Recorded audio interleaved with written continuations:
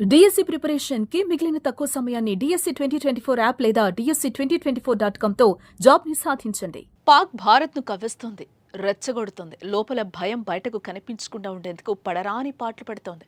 భారత్ ఎక్కడ దాడి చేస్తుందో అని ఒకవైపు ఏసీ గతుల్లోనే ఆ నాయకులకు చెమటలు పడుతున్నా యుద్ధానికే మేం సిద్ధమేనన్నట్టు సంకేతాలిస్తోంది. మరోసారి క్షిపణి ప్రయోగం చేసి భారత్ ను హెచ్చరించింది.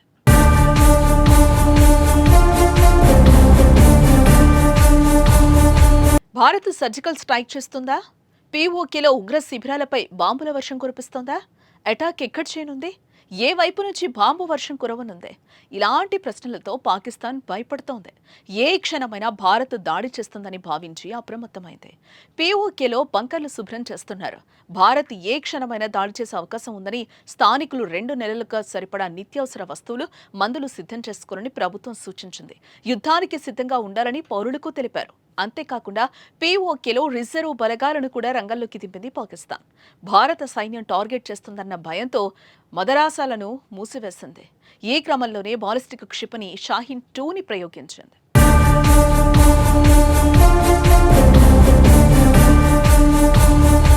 అబ్దాలీ వెపన్ సిస్టమ్ గా పిలిచే ఈ క్షిపణి ఇండస్ ఎక్సర్సైజ్ లో ప్రయోగించినట్లుగా పాక్ ప్రకటించింది.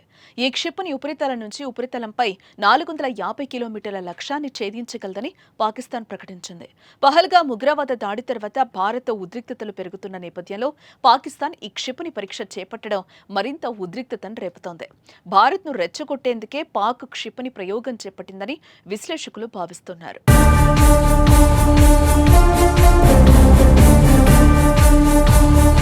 యుద్ధ భయంతో ఆల్రెడీ సరిహద్దులో భారీగా సైనికులు మోహరించింది. ఆయుధాలను తరలించింది. ఎల్ఓసి వెంబడి భారత్పై కాల్పులు జరిపి పదే పదే కయ్యానికి కాల్తూతోంది. ఇప్పుడు క్షిపణి ప్రయోగంతో మరోసారి భారత్ను హెచ్చరించే ప్రయత్నం చేసింది.